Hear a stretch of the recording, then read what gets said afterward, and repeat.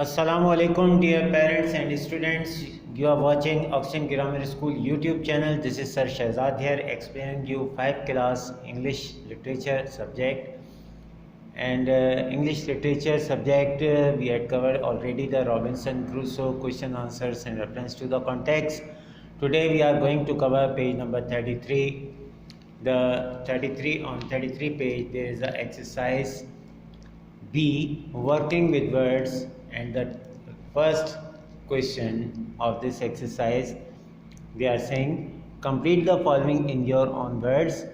Each sentence should not be about Robinson Crusoe on the island but about something quite different. जो नीचे दिए गए sentences हैं, ये जो सेंटेंसेस दिए गए हैं इन सेंटेंसेस को कंप्लीट करना है। रॉबिन्सन क्रूसो के मुताबिक आपने कुछ नहीं बताना, कुछ नया इसमें लिखना है और इसको कंप्लीट कर देना है। स्टार्ट करते हैं हम। एवरी डे आई बॉट, हर रोज़ मैंने ख़रीदे। इसके आगे हम क्या इजाफा कर सकते हैं? Items to take on my journey, हर रोज़ मैंने अपने सफ़र में कुछ न कुछ आइटम्स ख़रीदे।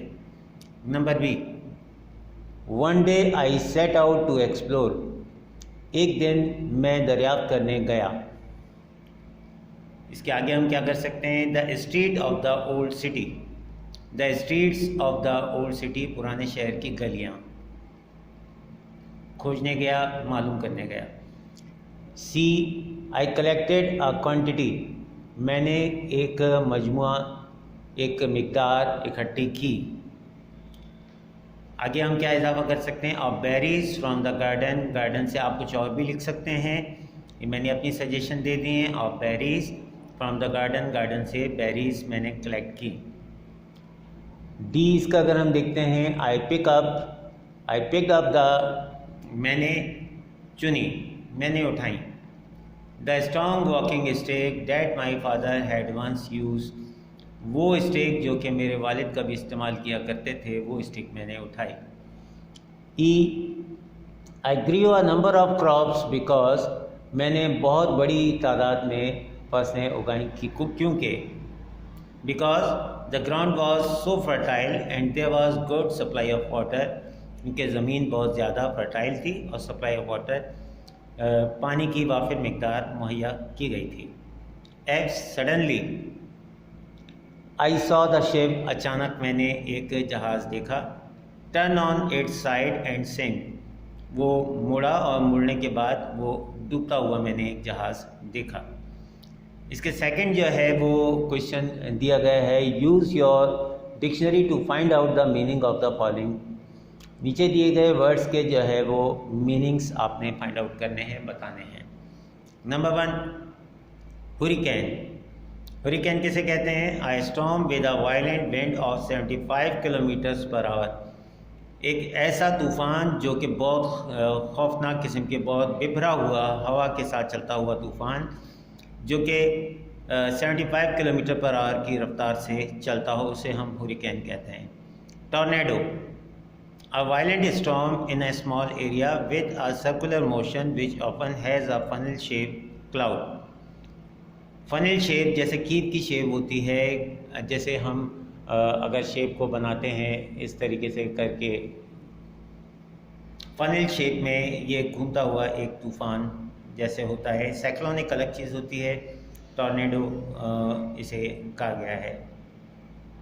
Stockade, an enclosure of barrier of stakes of timbers, enclosure of barriers यानी लकड़ी के साथ लगा के हम जो रुकावट खड़ी करते हैं, बैरियर लगाते हैं, और जैसे घर के बाहर हम लगाते हैं उसे स्टॉकेड कहते हैं। Fort, a fortified enclosure building or position able to be defended against an enemy, जैसे हसार बनाते हैं, जैसे चौकियाँ पुलिस वाले या रेंजर्स वाले जैसे चौकीज़ बनाते हैं, इसी तरीके से ये चौकीज़ बनाई जाती है, इसे फोर्ट कहते हैं, एक तरीके का किला आप कह सकते हैं। Mast, a vertical spar for supporting sails, rigging, flags above the deck of a vessel, जैसे कोई जहाज़ जिसमें बादबान लगा होता है और वो जिस क्षैतिज जिस स्टिक के ऊपर वो खड़ा होता है उसे मास्ट कहते हैं। Pole, long cylinder using round piece of wood, metal और अदर मेटल मटेरियल। सिलेंड्रिकल ये होता है और ये अमूमन राउंड पीस ऑफ वुड होता है, यानी पोल जैसे लकड़ी का पोल जैसे होता है। Island, a mass of land that is surrounded by water and is smaller than a continent.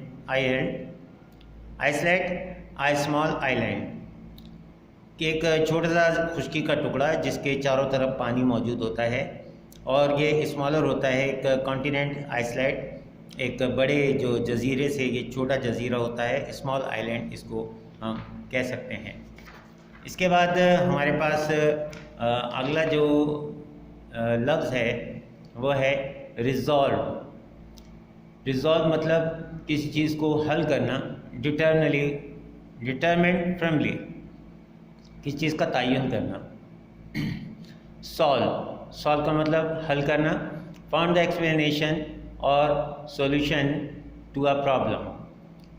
Number F है पिस्टल। पिस्टल आप सब बेहतर जानते हैं। A short barrel handgun, एक शॉर्ट बैरल हैंड गन होती है जिससे आप पिस्टल गोली फायर करते हैं।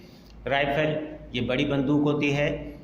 A fire arm having a long barrel with a spirally grooved interior which imparts to the bullet spinning motion and thus greater accuracy और a long range, जो लंबी रेंज को निशाना बनाने के लिए एक बड़ी बंदूक इस्तेमाल की जाती है, उसे राइफल कहते हैं।